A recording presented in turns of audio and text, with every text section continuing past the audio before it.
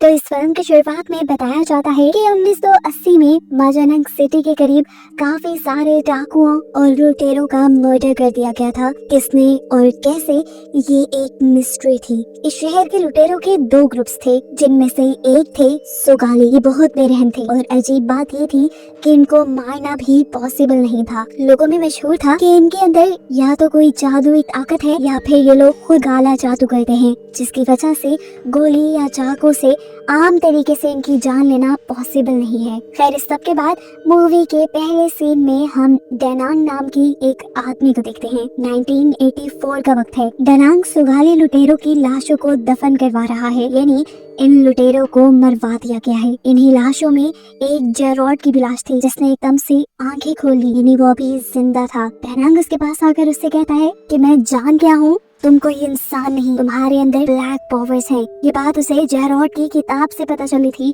जो अब डेनांग के पास ही थी। जेरॉड जोर जोर से हंस रहा था। उसे देखकर गुस्से में डेनांग ने एक शार्प कटर उठाया उसे मारने के लिए। तो मरने से पहले जेरॉड ने इस गांव को कर्स यानी श्राप दे दिया कि जब तक मेरा खून इस जमीन पर रहेगा या जब जब मेरा खून इस जमीन पर आएगा तो यहाँ पर मौत और तबाही आएगी। इसके बाद जेरॉड के साथ क्या हुआ वो नहीं दिखाया गया, बल्कि सालों बाद हम एक लड़की जिया को देखते हैं, जो अपने दोस्तों के साथ अपने गांव माजानंग वापस आ रही है, यानी उसी शहर में आ रही है जहाँ पर ये लुटेरे और जेरॉड वगैरह थे। इनकी बातों से हमें पता चलता है कि जिया की मॉम मर गई है और वो उनके फ्यूनरल के लिए यहाँ आ रही है। यहाँ आने का उसका खास मकसद एक ये भी था कि वो अपने डैड के पास के बारे में पता चलाए, जो और कोई नहीं बल्कि जेरॉड ही था। जिया के माजानंग में एंटर करते ही यहाँ पर अजीब और गरीब चीजें देखने को मिलती हैं। मौसम एकदम से खराब हो जाता है और पूरे माजानंग पे काले बादल छा जाते हैं। ये असल में जेरॉड के दिए कर्ज की वजह से हुआ था। जिया जो उसका खून थी, जैसे ही वो माजानंग की जमीन पे आई तो कर्ज दोबारा से शुरू हो गया और यहाँ पर तबाही और मौत का सिलसिला शुरू हो जाएगा। जैसे ही डेनांग जिया को देखता है तो गुस्से से वो लाल पीला हो जाता है। यहाँ हमें मालूम होता है कि डेनांग और कोई नहीं बल्कि जिया के ग्रैंडपा है, नाना है, जिन्होंने खुद जेरॉड को मारा था। फ्यूनरल में आए लोग भी जिया को अजीबोगरीब नजरों से देख रहे थे। फ्यूनरल के बाद उसके नाना डेनांग उसे कहते हैं, जितना जल्दी हो सके इस जगह को छोड़कर चली जाओ, नहीं तो इस पूरे गांव की मौत की जिम्मेदार तुम खुद होगी। सीन कट होकर अब हमें डेनांग के एक साथी को दिखाया जाता है। वो गांव वाले से कह रहे थे कि जिया का यहाँ आना खतरे से खाली नहीं, जितना हो सके अपने आप को बचाने की कोशिश करना, रात को अपने घर के सारे दरवाजे बंद रखना और अगर दरवाजा कोई भी खड़काए तो मत खोलना। अगर तुम्हारी आंखों के सामने कुछ आ गया तो अपनी मौत के जिम्मेदार तुम खुद होगे। यहाँ जिया अपने दोस्त के साथ बैठी हुई थी। अचानक ऊपर वाले फ्लोर से एक बॉल उसके पास आती है, तो उस बॉल को देखते हुए वो अब ऊपर चली गई। ऊपर ये स्टोर रूम था, जहाँ पे एक संदूक पे ताला लगा हुआ था, जिसने जिया की अटेंशन अपनी तरफ खींच ली। इससे पहले कि जिया से खोल लेती और कुछ देख लेती, यहाँ पर डेनांग आ जाते हैं और गुस्से में उसे कहते हैं, जल्दी अपना सामान पैक करो, रात होने से पहले पहले मैं तुम्हें टाउन में छोड़ाऊंगा। अब ये चीज जिया के दोस्त को भी अजीब लग रही थी कि उसके दादा ही उसे यहाँ से निकालने की कोशिश कर रहे हैं। वो उससे कहता है, शायद इसके पीछे के रीजन तुम्हारे डैड हो। जिया को उसकी बात पे यकीन नहीं आया। जिया को लगता था कि जरूर कहानी कुछ और है इस सब के पीछे, और यही तो जिया को पता करनी थी। जिया बताती है कि कभी भी मेरे ग्रैंडपा यानी डेनांग ने मुझे यहाँ आने नहीं दिया। वो कहते थे अगर तुम यहाँ आई तो यहाँ के लोग मर जाएंगे। देखो, मेरे यहाँ आने से लोगों के मरने का क्या ताल्लुक। इनकी इन्हीं बातों के दौरान डेनांग आकर इन्हें यहाँ से ले जाते हैं। वो इन्हें शहर छोड़ने ही चाह रहे थे, लेकिन तब उन्होंने देखा कि गाड़ी पंचर हो चुकी थी। ये देखकर वो पूरी तरह गुस्से में आ गए। उनकी घबराहट अब साथ में आसमान पे थी। जल्दी से वो घर के अंदर गए और उन्होंने एक गन उठा ली। जिया को उन्होंने कहा कि तुम अंदर ही रहना, और जिया के दोस्त को लेकर वो बाहर की तरफ निकल गए। जिया उनसे पूछते हैं, आखिर चाहते क्या है आप, मुझे किस चीज से बचा रही है, घर में क्यों कैद कर रही है। लेकिन डेनांग उसे कोई जवाब नहीं देता और जिया के फ्रेंड को लेकर बाहर चला जाता है। रास्ते में जिया के दोस्त को छोड़कर डेनांग अकेले ही आगे बढ़ने लगा था। वो बड़ी आराम से सिगरेट पी रहा था। एकदम से उसे हवा में एक काला साया दिखाई दिया, जिसे उसने पहले इग्नोर कर दिया, और उसके बाद उसे दिखाई दिया कि 4 काले सायों ने एक कॉफिन उठाया हुआ है। और इस भयानक मंजर को देखकर वो लड़का बुरी तरह डर जाता है। इन्हीं कॉफिन वाले स्पिरिट्स को यहाँ पर 2 गार्ड्स भी देख लेते हैं। साथ ही साथ इन्हीं चारों सोल्स को नेबर में मौजूद एक ओल्ड लेडी ने भी देख लिया था। इन्हें देखते ही उसने अपनी बेटी को तेजी से एक कमरे में जाकर छुप जाने को कहा, क्योंकि वो जानती थी कि जो भी इन सोल्स को देखता है वो मारा जाता है और वो अपनी बेटी की जान बचाना चाहती थी। यहाँ पर एक चीज हमें ये भी पता चली कि ये लड़की यानी उस आंटी की बेटी जिया की दोस्त भी थी। ये सोल्स सबसे पहले अपनी पावर्स से इस आंटी को मार देती है और उसके बाद वो दोनों गार्ड्स जिन्होंने उन सोल्स को देख लिया था वो दोनों भी मारे जाते हैं। और अब इससे पहले कि ये सोल्स यहाँ पर जिया के दोस्त को भी मार देते, ठीक वक्त पर जिया यहाँ आ जाती है। जिया के दोस्त ने घबराते हुए बताया कि उसने यहाँ पर सोल्स देखी थी, लेकिन जिया ने उसकी बातों में यकीन नहीं किया और कहा जरूर ग्रैंडपा ने ही तुम्हें ऐसा कुछ सिखाया होगा। अभी वो यही कह रही थी कि तभी उसने देखा उसके दोस्त का मुंह सूजने लगा था। वो अपने गले पे ऐसे हाथ रखे हुए था जैसे वो अपने आप को किसी फंदे से बचा रहा हो और उसके पाँव भी जमीन से उठ गए थे। ऐसा लग रहा था जैसे कोई उसका गला घोटने की कोशिश कर रहा है। ठीक वक्त पर डैनंग यहाँ जाते हैं और जल्दी से एक शीशा लाकर देखते हैं। उसके पीछे वही 4 सोल्स थी जो उन्हें आम आंखों से तो नजर नहीं आई, लेकिन शीशे में नजर आ गई। शीशे में ही देखते हुए दानंग उस सोल के ऊपर बंदूक से अटैक कर देते हैं। इस गोलियों में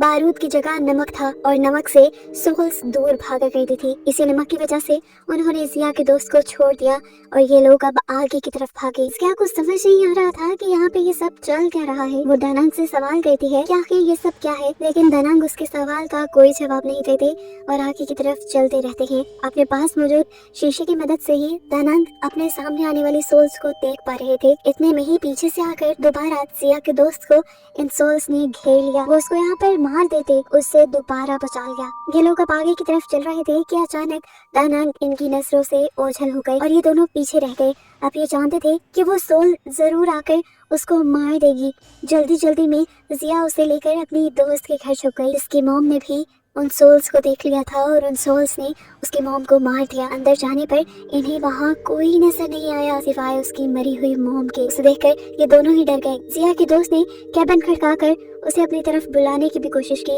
लेकिन जिया को आवाज सुनाई नहीं दी और ये लोग वापस बाहर आ गए। और इस मर्तबा बाहर आने पर जिया के दोस्त को दूर से आती एक कार दिखाई दी। वो खुशी खुशी तेजी से उस कार की तरफ बढ़ा, लेकिन पता चला कि वो कोई कार नहीं थी बल्कि यही सोल्स थी जिन्होंने कॉफिन पकड़ा हुआ था। और वो इस मर्तबा किसी चीज का लिहाज नहीं करते और जिया के दोस्त को पकड़कर मार देते हैं, जो देखकर जिया बहुत ज्यादा दुखी हो जाती है। यहाँ पर हम देखते हैं कि दानंग अब उस आदमी के पास आया था जो पूरे गांव वालों को संभल के रहने का कह रहे थे। उन्होंने यहाँ पर आकर इस आदमी से कुछ नमक वाली गोलियां मांगी और एक तावीज मांगा जिससे वो उन सोल से बच सकते थे। वो आदमी अब दानंग से पूछता है आप करना क्या चाह रहे हैं। तब दानंग ने बताया कि जेरोड की बेटी वापस आ गई है और तुम जानते हो ना उसका श्राप क्या है। उसका खून जब यहाँ आएगा तब तबाही लेकर आएगा, लेकिन उसका ही खून उसे भी हमेशा के लिए खत्म कर सकता है और मैं अब उसकी बेटी के जरिए उसके खून के जरिए उसे हमेशा के लिए यहाँ से खत्म कर दूंगा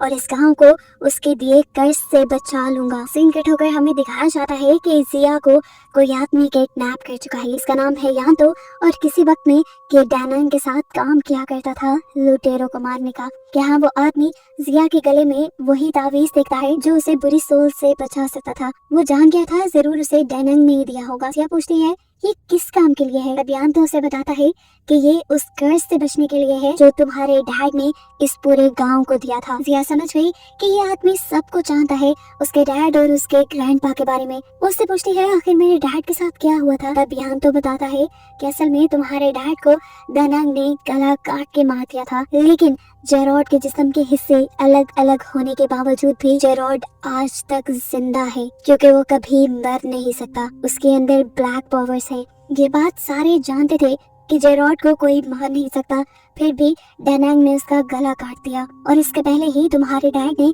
इस पूरे गांव को श्राप दे दिया कि जब तक उसका खून यहाँ पर है या जब जब उसका खून यहाँ पर आएगा तो इस जगह पर मौत और तबाही आएगी। और क्योंकि तुम जेरोड का खून हो इसलिए तुम जिस दिन से यहाँ आई हो उस दिन से मरे हुए सारे सुगाली लुटेरे उनकी सोल्स जिंदा होकर बाहर निकल आई है और जो कोई भी उन सोल्स को देख लेता है वो सोल्स उन्हें जान से मार देती है। ये बात सुनते ही जिया का दिल दहल जाता है और उसे याद आता है वो वक्त जैसे ही उसने गांव में कदम रखा था तो पूरे गांव में काले बादल छा गए थे। सीन कट होकर यहाँ पर उस आदमी को दिखाया जाता है जिससे दानंग वो नमक वाली गोलियां और तावीज लेके आया था। उसकी वाइफ अब उसके ऊपर गुस्सा हो रही थी कि क्या जरूरत थी तुम्हें वो तावीज दानंग को देने की, हमारे पास भी एक ही तावीज था, अब हम उनसे कैसे बचेंगे। वो अभी ये बात कह ही रही थी कि अचानक उनके दरवाजे पे नॉक हुआ। उन्होंने दरवाजा खोला तो बाहर वही सोल्स खड़ी थी जिससे उस आदमी की वाइफ देख लेती है।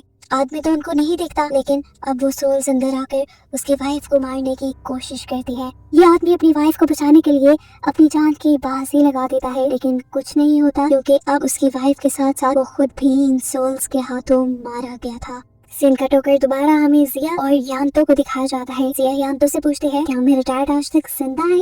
जिसपे यांतो कहता है, हाँ वो जिंदा है, उसे कोई नहीं मार सकता। आम तरीके से तो बिल्कुल नहीं।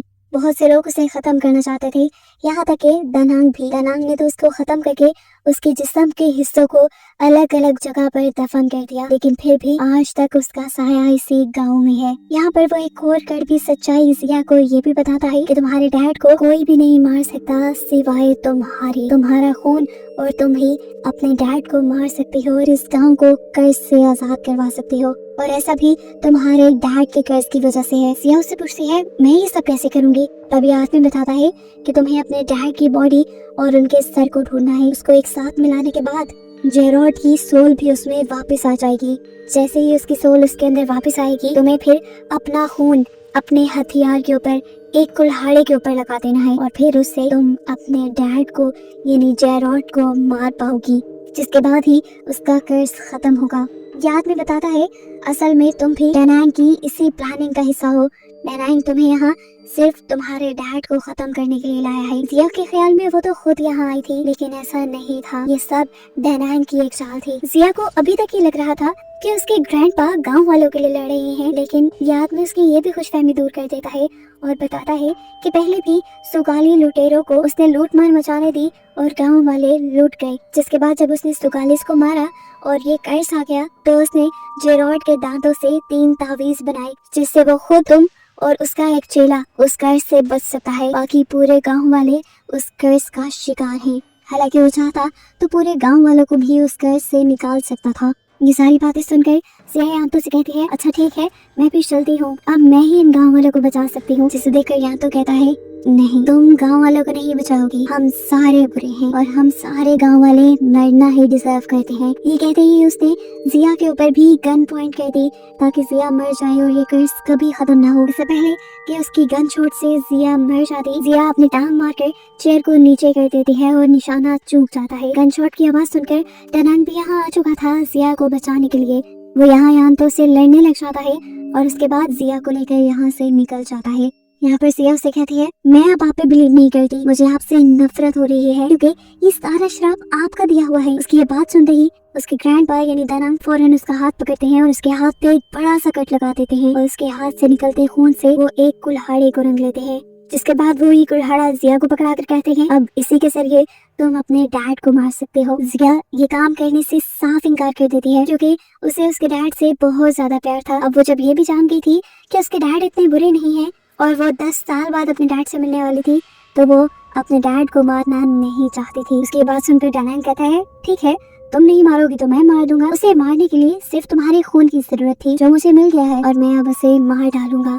इस सब के बाद दानांग जिया को अपने घर ले जाता है क्योंकि उसने अपने घर में ही जेरोड की बॉडी को दफनाया हुआ था। घर लाने के बावजूद भी दानांग ने जिया को यही एहसास दिलवाया कि यहाँ पे जो कुछ हो रहा है उसकी वजह कोई और नहीं बल्कि जिया ही है। ये बात सुनकर जिया को गुस्सा आ जाता है। उसे लगता है कि उसे भी अब इस कर्ज से नहीं बचना चाहिए, इसीलिए वो अपने गले से वो ताबीज उतार देती है जो उसके डैड के दांत से बना था। उसके ऐसा करते ही स्पिरिट्स उसके सामने आ जाते हैं और वो उसे देख लेती है।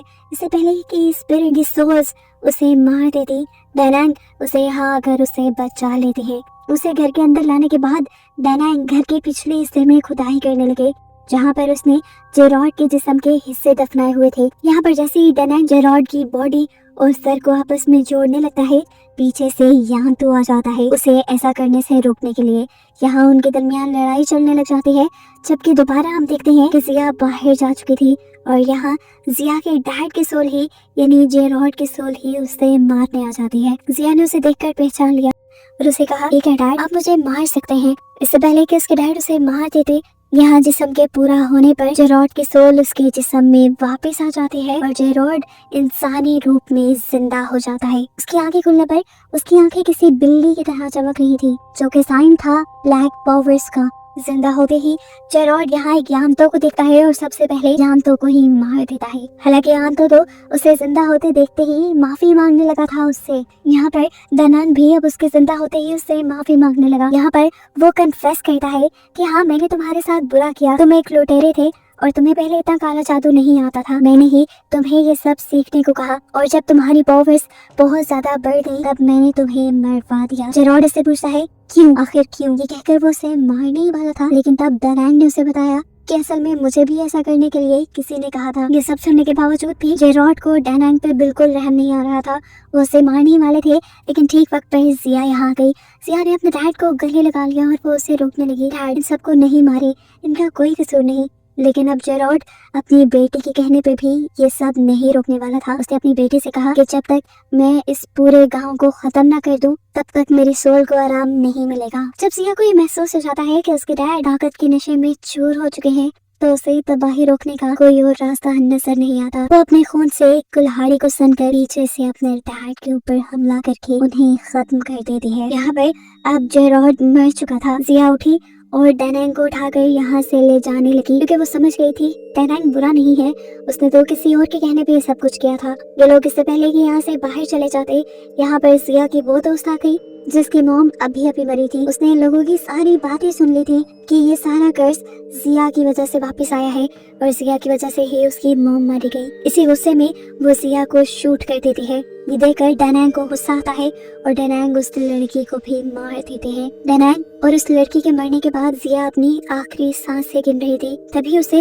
अपने दिमाग में कोई ख्याल आया और उसने वो कुल्हाड़ा यहाँ से उठाया जिससे उसने अपने डैड का कत्ल किया था और उस कुल्हाड़े को उसने अपने अंदर स्टैब कर दिया, जिसके बाद साफ मतलब था कि जिया को मर ही जाना चाहिए था। लेकिन फिल्म के पोस्ट क्रेडिट सीन में हम जिया को सड़क पे चलते हुए दिख रहे हैं। उसके जख्म खुद ब खुद हील हो रहे हैं और वो मरने की बजाय ठीक हो रही है, जिसका साफ मतलब था कि उसके डैड के खून से उसके डैड की सारी पावर्स अब उसके अंदर आ चुकी थी। उन्हीं पावर्स की वजह से जिया अब जिंदा हो गई थी और ठीक हो रही थी और साथ ही इस गांव का कर्ज भी खत्म हो गया था। और बस यही दिखाते हुए ये कहानी यहाँ खत्म हो जाती है। लेकिन मूवी के खत्म होने के बाद भी हमें एक सीन दिखाया जाता है जिसमें एक अननोन आदमी आकर जेरॉड की लाश को वहाँ से ले जाता है। उसकी बातों से ऐसा लग रहा था कि वो काफी सालों से जेरॉड की लाश को ढूंढ रहा है और शायद यही वो आदमी है जिसने दानांग से ये सारे काम करवाए थे। प्लीज चैनल को सब्सक्राइब करें और वीडियो को लाइक करें।